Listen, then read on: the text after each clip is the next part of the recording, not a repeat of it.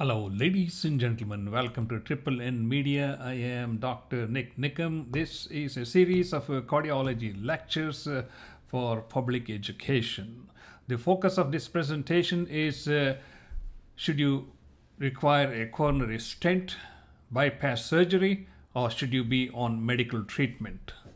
The most pressing question for every patient with chest pain, every person who has a history of coronary artery disease, who has been presented an option for a coronary stent or a bypass surgery, you should always ask for alternative treatments.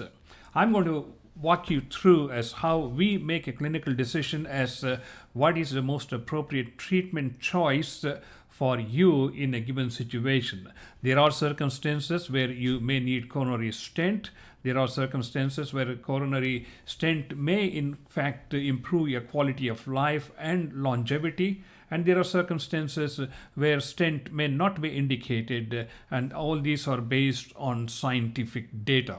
And there are circumstances where surgery may be the best option if available. So let us dwell right into the feature presentation. And before we go into the feature presentation, I just want to walk you through as how I work on a case with the chest pain, as what I need to decide whether a patient needs a coronary stent or a bypass surgery.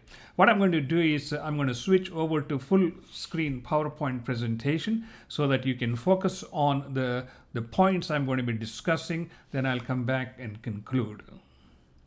Okay, let's talk about how I decide on whether someone needs a coronary artery stent, bypass surgery, or medical treatment. But before I go any further, I wanted to tell you, you are going to be on medical treatment and lifelong lifestyle changes. It doesn't matter whether you're just on medical treatment, whether you get a stent or bypass surgery. So the medical treatment is the foundation of a long-term prognosis of a patient with coronary artery disease. So let us begin with how we make a decision. As you know, the heart is supplied by, you can follow my, I don't know if you can follow my red arrow here. Supplied by the left main coronary artery and divides into the anterior large branch, which supplies 30% of the heart in the front. Then we have the circumflex, which supplies the lateral wall of the ventricle. On the right side, we have the right coronary artery, which supplies the right ventricle, and the inferior wall of the left ventricle, which is the main branch. So to decide whether someone can benefit with a stent, first of all, we had to know what is the coronary anatomy. How many blockages are there? Are we looking at one isolated blockage? Are we looking at multiple blockages?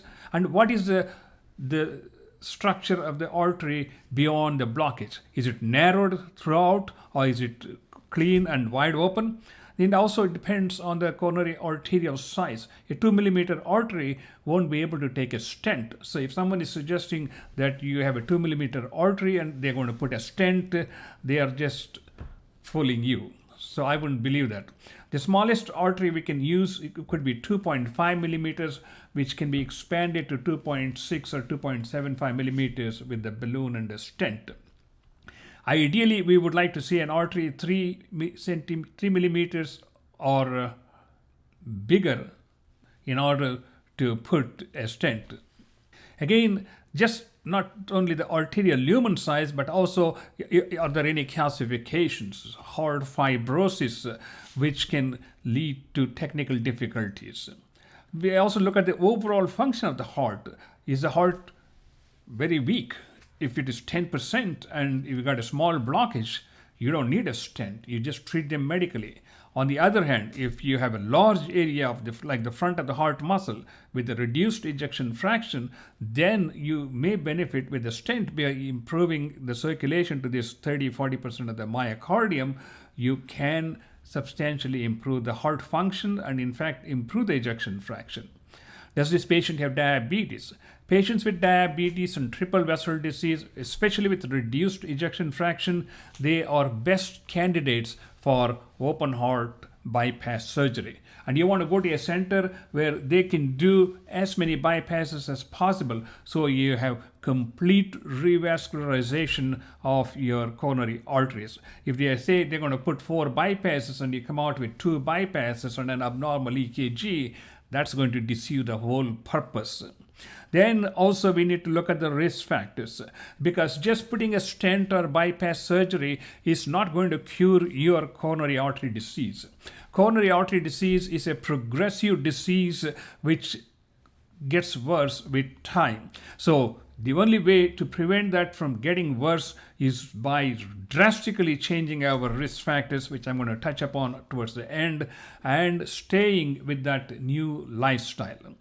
Now let's look at how we treat, what would be my medical treatment recommendation under what conditions.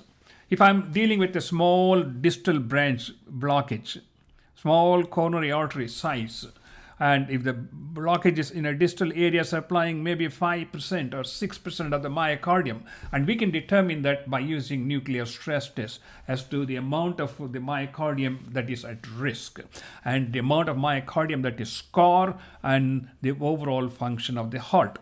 So based on these findings, we say, okay, if it's a small distal branch, we can treat you with medications because it is not going to change the prognosis to a substantial degree. If the arterial size is 2 millimeters, we may recommend medical treatment. If it is 2.5, we can try it, especially if it involves the mid-segment of the artery involving a large area of the myocardium.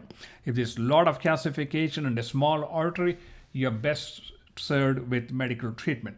Whereas if we have like 3 or 4 blockages, it can still be treated with stents. If the artery beyond the blockage are of a good caliber size, and if the myocardium is viable, that means it's not a scar. You don't want to put a stent in an artery that is supplying a scar, dead tissue, which is meaningless. Then if the heart failure is there, we can still do it, but as I said, it depends upon the size of the artery, number of blockages, and the size of the artery beyond the blockage. The next thing is aggressive risk factor modification. This is medical treatment. Now let's look at a different option now. Probable stent treatment. I'm saying here a probable stent treatment because not every stent is going to prolong your life. Most of the time, the stent does improve chest pain. It improves the quality of life and it may help you function better. But not every time the stent is going to prolong life. But it has been shown to prolong life in patients with triple vessel disease, patients who have good heart function, and people who, or even if they have heart failure, as long as the artery is beyond the blockage or of good caliber size and the heart muscle is viable. I keep repeating this, heart muscle is viable, that means it has to be alive. You cannot put a stent in an area supplying a scar and expect the heart function to improve. A scar is a dead tissue. It is not going to improve whether you improve the circulation or not. So that is probable stent placement. In majority of the situations, it helps. But if it's a small distal branch, again, putting a stent is meaningless because it is not going to improve your symptoms in a substantial degree, or is it going to prolong your life? Again, whether you take medical treatment or stent, aggressive risk factor modification should be a lifelong commitment. Now let's move on to who are the patients whom I would send for surgery. If a person has multiple artery blockages, we are looking at like 4 or 5 different blockages in different segments. The arteries are of varying sizes because, as I said, the artery has to be a good caliber size to put a stent.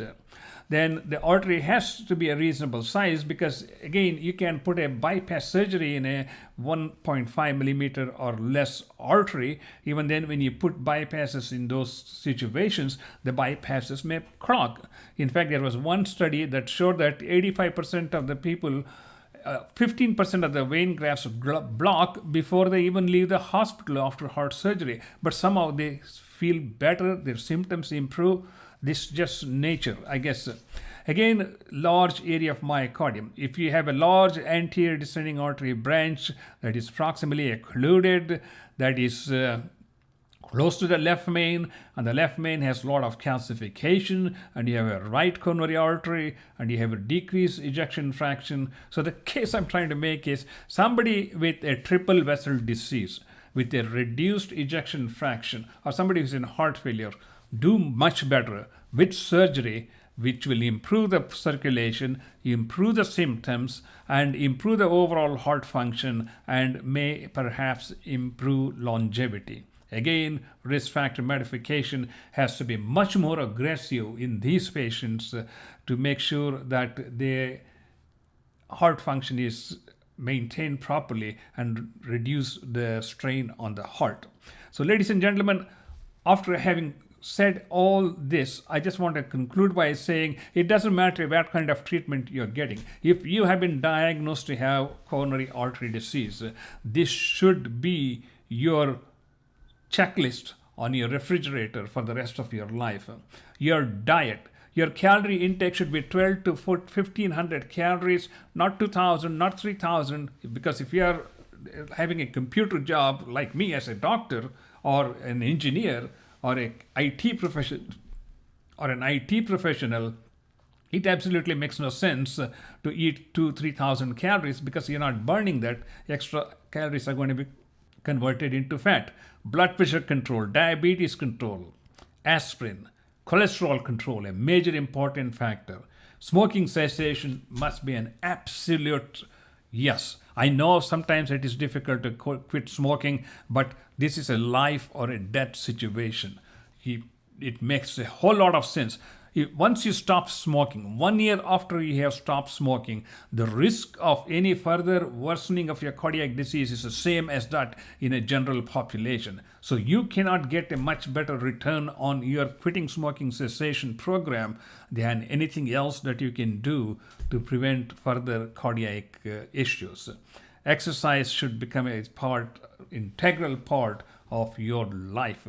So, ladies and gentlemen, this is a very quick overview of whether you need coronary stent, bypass surgery, or medical treatment. Well, the bottom line is everybody needs to be on aggressive medical treatment, which I have already given you, and you can put that on the refrigerator checklist. Number one, there are situations where coronary stent is useful. It will relieve the symptoms, it will improve your quality of life, and may prolong life. The surgery in certain conditions with triple vessel disease, reduced ejection fraction, especially diabetics, surgery is the way to go. I hope this has been useful to you, and if you have any questions, please do leave your questions in the bottom below. Or if you would like me to do research on any particular topic in cardiology that is of concern to you, please leave comments and I will do the research and present the educational material. Whatever I have said here is not a professional advice or recommendation. You need to consult with your physician before you make any medical decisions, because it is going to be extremely based on your particular situation of the circumstances in which you are presenting with these symptoms. Thank you so much for watching this presentation. I am Dr. Nik Nikam, a cardiologist from Houston. I've been in cardiology practice for more than 40 years. I am so glad to share some useful information, and thank you so much.